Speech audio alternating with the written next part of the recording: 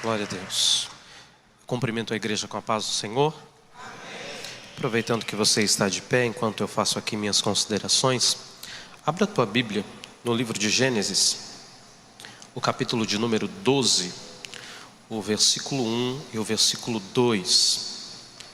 Eu quero louvar a Deus pela vida do nosso pastor, da vida da nossa pastora, por tamanho privilégio de poder estar nessa casa, sendo abençoado por estes servos de Deus.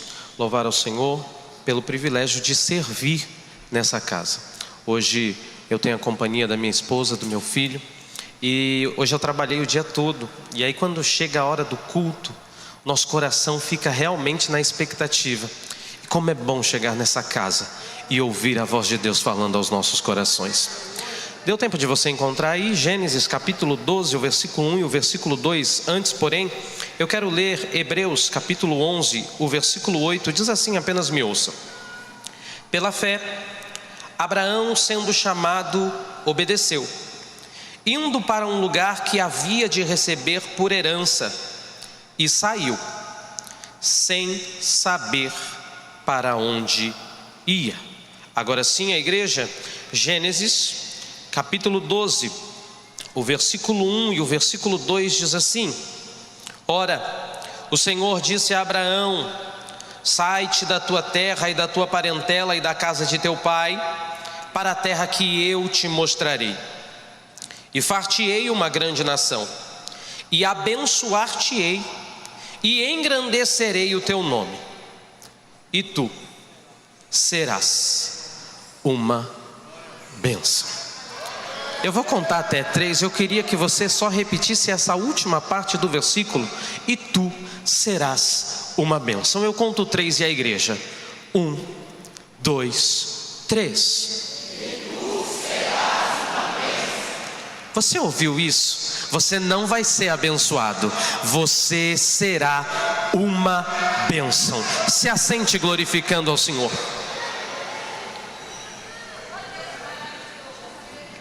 Eu estive meditando, refletindo, avaliando, analisando essa história. Trata-se de um personagem extremamente conhecido, explorado, pregado. E a história começa dizendo para nós que o Senhor encontrou esse homem. Ele era morador de Ur dos Caldeus e, acompanhando seu pai, ele está agora na cidade de Harã. 2 grandes centros de adoração a divindades pagãs, mas se tratava de cidades muito prósperas, cidades bem desenvolvidas. Acontece que o Senhor agora se apresenta para um homem acima dos 70 anos de idade. Ele faz um convite: sai da tua terra, do meio da tua parentela, da casa do teu pai, e vai para o lugar que eu te mostrarei. Este convite, vindo de alguém conhecido, ele já não é tão fácil de ser aceito, porque via de regra, a nossa terra, a casa do nosso pai, é o lugar onde nós nos sentimos seguros, onde nós encontramos refúgio, e as primeiras pessoas que nos amaram na vida estão ali. Acontece que quem se apresenta fazendo esse convite é alguém que esse tal Abrão ainda nem conhecia. A sua família era devota do deus Lua, mas parece que faltava alguma coisa. E quando este senhor recebe esse convite, você há de convir comigo que alguém vai dizer: de jeito nenhum, eu não vou largar minha casa, eu não vou largar minha zona de conforto para ir para um lugar que eu nem sei qual é. Porque é isso, é exatamente isso que o texto diz para nós. Acontece que Abrão aceitou o convite, ele vai preparar sua bagagem. Eu queria que você imaginasse essa cena: um senhor de 75 anos de idade, já estabelecido, ele começa a preparar das malas.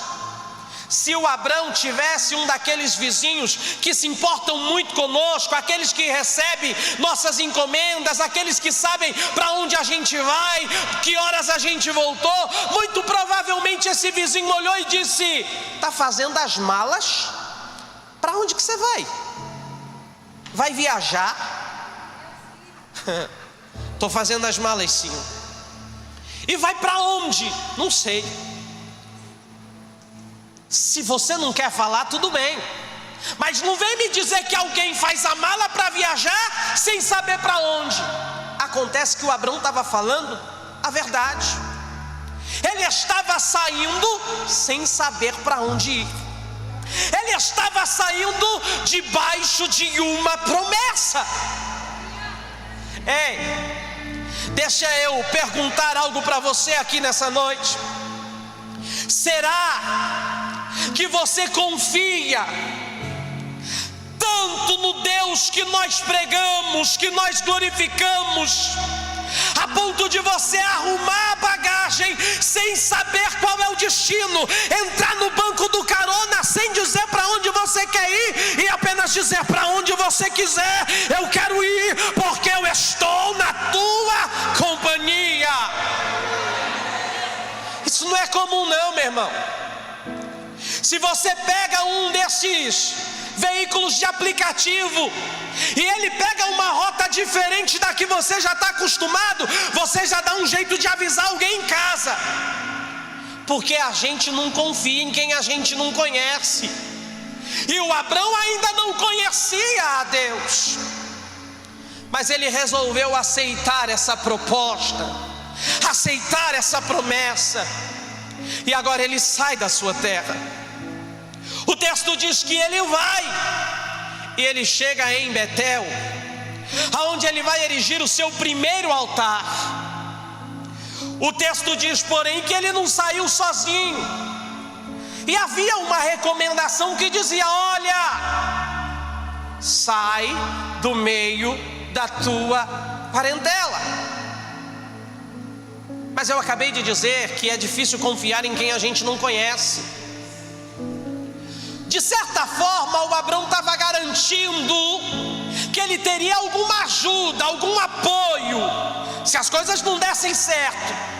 E tem mais: ele trouxe consigo o seu sobrinho Ló. Ló não tinha pai, o Abrão não tinha filho. A promessa que ele recebeu dizia que ele seria uma grande nação. Só que ele já está com 75, a sua senhora já está com mais de 60. É difícil de acreditar num negócio assim. Então ele pensou: eu dou um jeito, e a minha descendência vai ser através do Ló, e está tudo certo. Mas não foi isso que Deus recomendou para Abrão.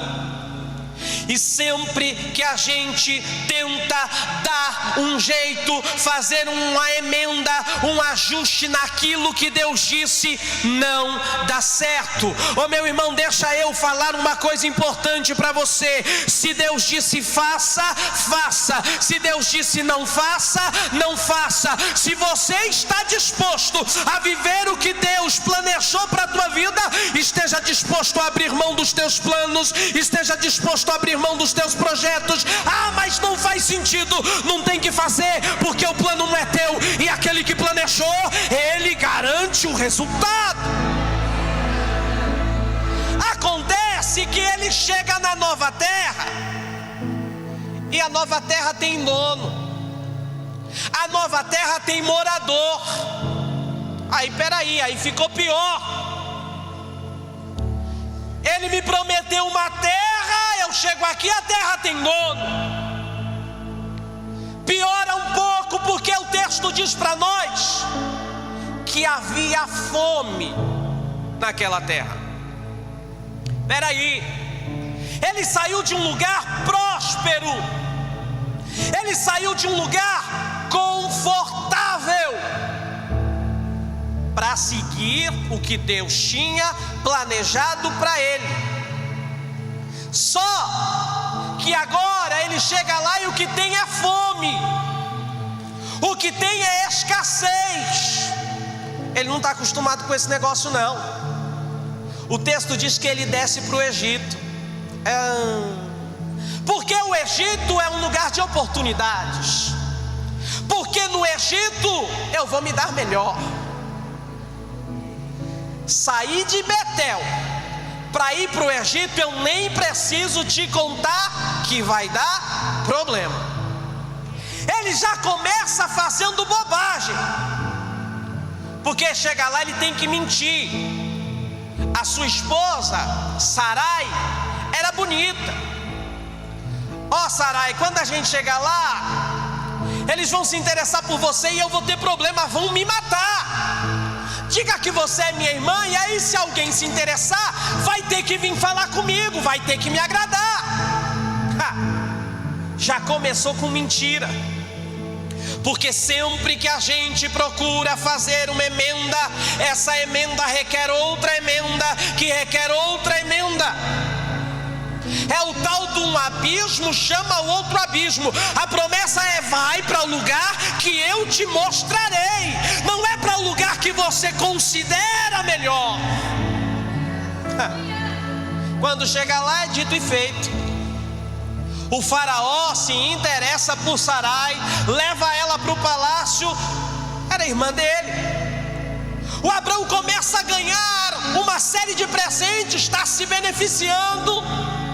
Nem sempre, quando as coisas parecem que estão dando certo, significa que Deus está no negócio. Você sabe bem que não era o lugar para onde você deveria ir, então volta para o lugar que Deus te mandou estar. Apesar do Abrão ter falhado, o meu Deus tinha um propósito na vida de Sarai. E aí acontece na história que o Senhor vai mandar pragas no Egito. Peraí, Orlando, tu está falando de Abrão, tu não está falando de Moisés. Acontece que isso não vai se dar lá em Êxodo apenas, não é apenas para uma grande nação. O texto conta para nós que o meu Deus vai mandar pestes, pragas no Egito por causa de uma mulher. Deixa eu liberar uma palavra profética para a tua vida. Parece que só por causa de você não vai acontecer. Deixa eu te esclarecer uma coisa: o meu Deus está vendo você, o meu Deus está vendo a tua parentela, e Ele está te dizendo: por causa de você eu vou intervir. Todo mundo no palácio doente. No Egito eles tinham um costume: se der um problema é porque tem algum Deus zangado com nós. A gente faz o seguinte: vamos oferecer, vamos agradar, e aí a gente aplaca a ira desses deuses. Eles vão fazer oferta para tudo que é Deus, e nada da peste cessar. Alguém vai dizer: mas está todo mundo doente aqui, ó rei. Todo mundo não. Tem uma irmãzinha ali, ó, do coque. Ela não está doente. Como que é o nome dela? Sarai. Mas peraí, como assim está todo mundo doente, menos ela? Vamos ter que saber quem é o Deus que ela serve. Tu está pronto para ainda em 2024 as pessoas procurarem saber quem é o Deus que você serve, por causa do que Ele está fazendo na tua vida? Olha que contraste. Por causa de Sarai, eles querem saber quem é o Deus dela. Só que ele vai tomar conhecimento que tudo isso está acontecendo porque o Abrão contou uma mentira. Olha o contraste. Enquanto Sarai fazia as pessoas quererem saber quem é o seu Deus, o Abrão até aquele momento estava fazendo um rei ficar furioso, sabendo que um servo de um Deus poderoso pode contar mentira, pode sair do caminho. Oh, meu irmão, quem é você nessa história? É o Abraão que está dando um jeitinho, ou é a Sarai que, apesar das adversidades, está esperando a intervenção do Todo-Poderoso que vai mudar a história? Acontece que o rei fica furioso.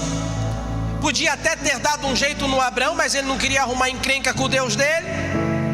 Ele despede o Abrão mais rico do que quando ele chegou. Libera Sarai, libera o Abrão. E eu poderia dizer que o Abrão falhou no primeiro teste, o teste da escassez. Só que quando ele volta para Betel, a terra tinha acabado de passar por um período de fome. Eu disse que ele saiu do Egito mais rico do que quando ele chegou.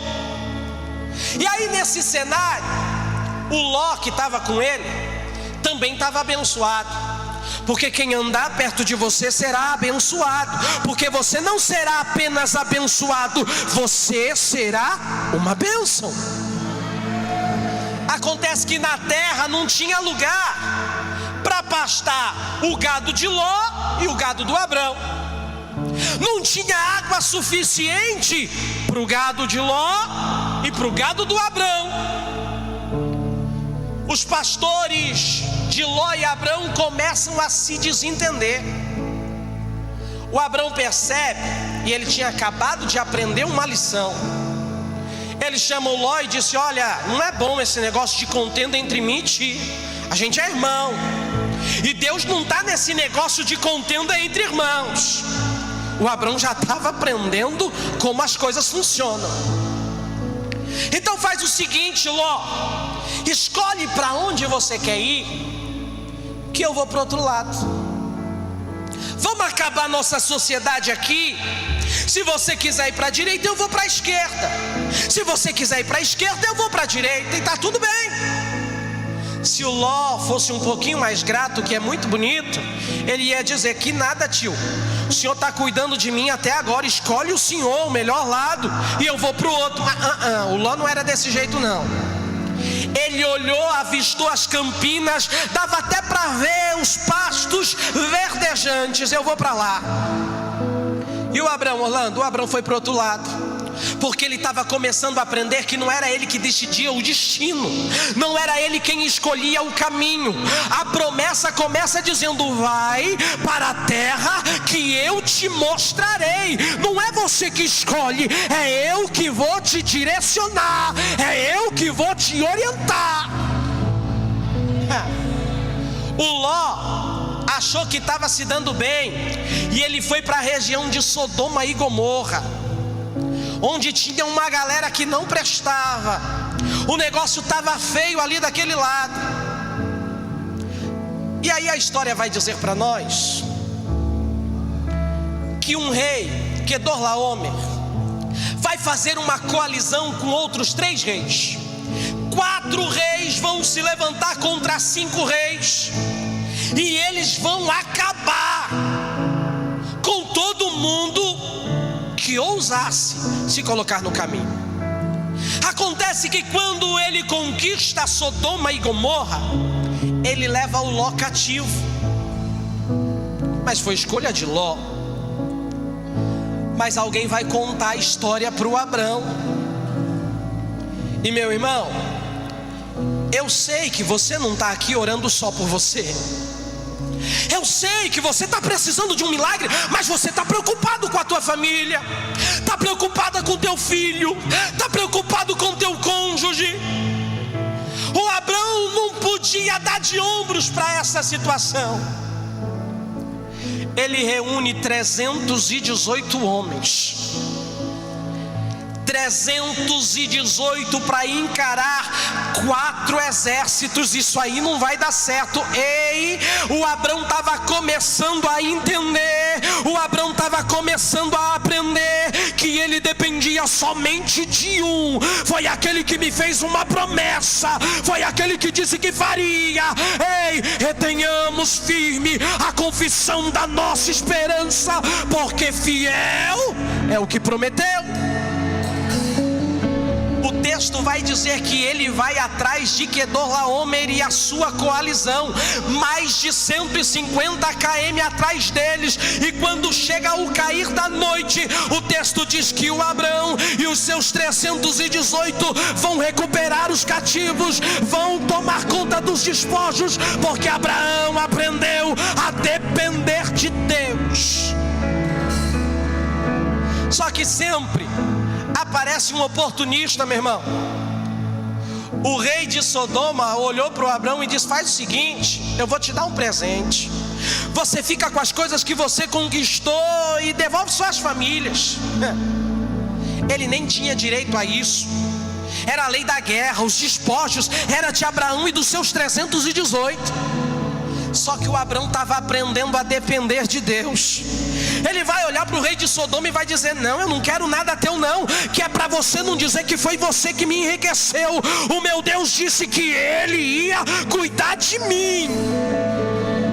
O Abrão estava aprendendo tanto, meu irmão, que nessa história vai aparecer o rei de Salém, Melquisedeque. Além do Abrão não querer nada do rei de Sodoma, o texto diz que ele vai pegar 10% de tudo e vai entregar para Melquisedeque, dizendo: isso aqui é de Deus, essa parte aqui é do Senhor. Tu está pronto para ser abençoado e aprender a abençoar também? Acontece que agora a gente chega num momento importante da história, porque quando Abrão decidiu ir para o Egito, isso traria consequências. Quando ele sai do Egito, ele traz consigo presentes: servos, servas, gados.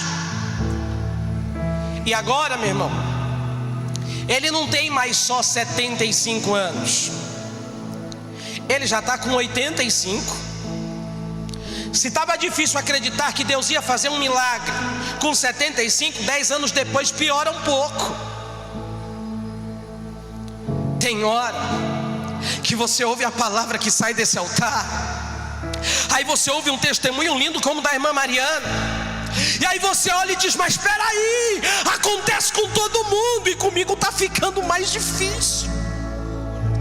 Parece que todo mundo conta bênção, mas eu olho para o meu cenário e eu vejo que está pior do que antes. Aí o Abrão começa a desconfiar de novo.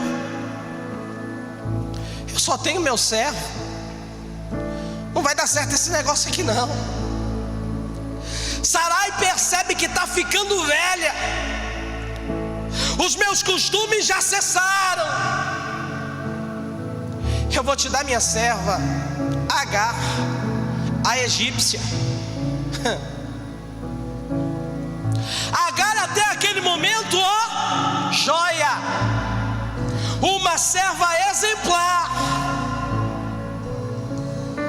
Quando Sarai entrega ela para Abrão e ela concebe, o texto vai dizer que imediatamente ela começou a desprezar Sarai.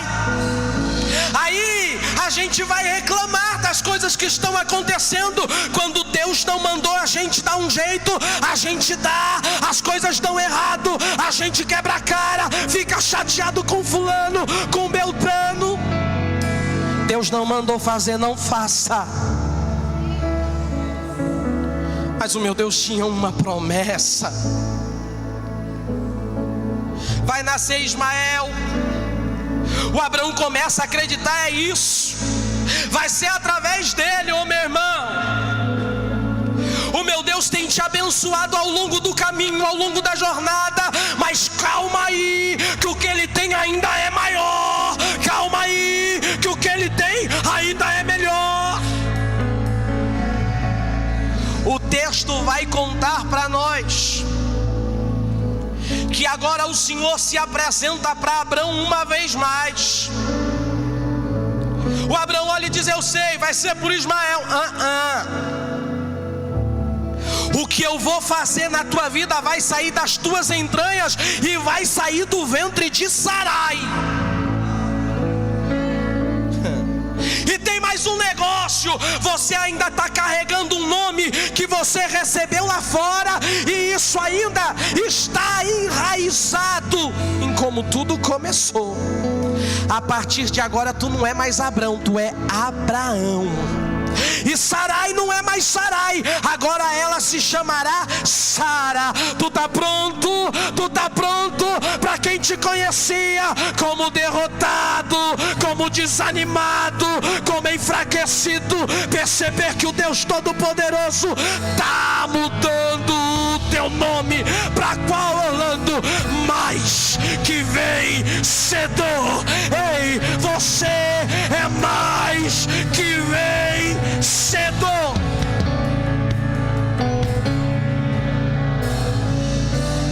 O texto vai contar para nós que está na hora. O Senhor se apresenta e diz: olha, daqui um ano eu volto, e ela vai ter nos braços uma criança. O Abrão já tinha rido no capítulo 17. Agora Sarai vai rir também no capítulo 18. Até que eles têm o nome mudado. E eles começam a entender que o Deus que fez a promessa lá atrás, esses 25 anos que se passaram, Ele não se esqueceu nem um minuto sequer do que Ele havia prometido, e nenhuma das suas palavras cairiam por terra. Vai nascer Isaac, o nome do menino significa riso. Sara vai olhar e vai dizer: olha, ei, Deus me tem feito riso, e todos que ouvirem isso sorrirão comigo. Sabe por quê? Eu não serei apenas abençoada, eu serei uma benção, uma benção. Tem gente aí do teu lado que vai ser abençoado através da tua vida. Eu tenho um minuto e eu vou encerrar. A gente chega no capítulo 22 e aqui não é fácil. 25 anos esperando o cumprimento da promessa. Agora o menino está com quase 30. Mas Deus disse que faria de mim uma grande descendência. Ele disse que através de mim todas as famílias da terra seriam benditas. Acontece que agora o Senhor se apresenta para Abrão e diz: ó, Abrão, eu quero o teu filho. Peraí, como assim? Eu quero o teu filho. E aí, meu irmão? Quem é mais importante para você? É o Deus da promessa ou é a promessa? É o Deus que te deu a bênção ou é a bênção que Deus te deu? Quando você lê o livro do Gênesis, no período da história de Abraão, você vai perceber que por onde Abraão passava, ele erigia altares, ele levantava altares de adoração ao Senhor. Acontece que depois que o Isaac nasceu, parou.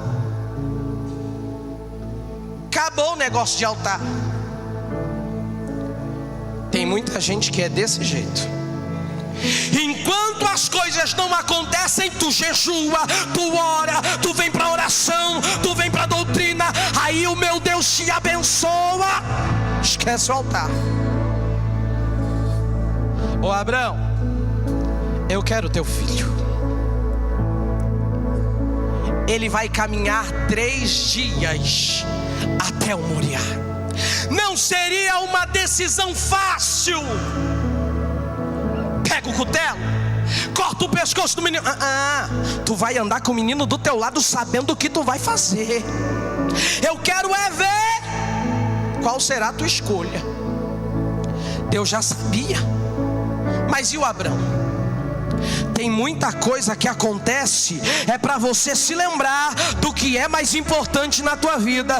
Ô meu irmão, quando Deus te abençoar, não esquece do altar. Quando meu Deus te dá vitória, não esquece do altar. Foi por causa do altar que a tua história mudou. O Abrão deita um menino. Eu disse 30 anos. Então peraí, ele ia ter que concordar com esse negócio. Como é que a tua família vê você? O Isaac sabia do relacionamento que Abraão tinha com Deus. Era mais ou menos assim: o Abraão confiava em Deus e o Isaac confiava em Abraão. Como a tua família vê o teu relacionamento com Deus? Será que se você disser vamos fazer, eles vão topar porque sabem que Deus é na tua vida? Se prepara, porque a tua família vai começar a seguir os teus passos. A tua família vai começar a reconhecer Deus por causa de você. Quando ele levanta o cutelo, Abraão,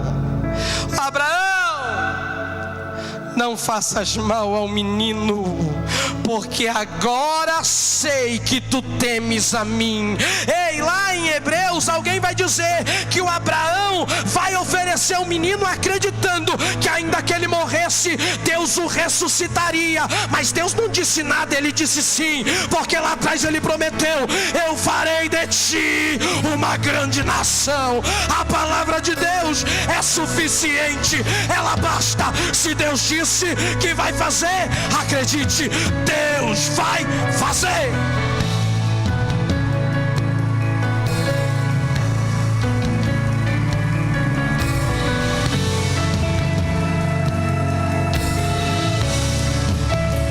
Glória a Deus. Far-te-ei uma grande nação, e tu serás uma bênção.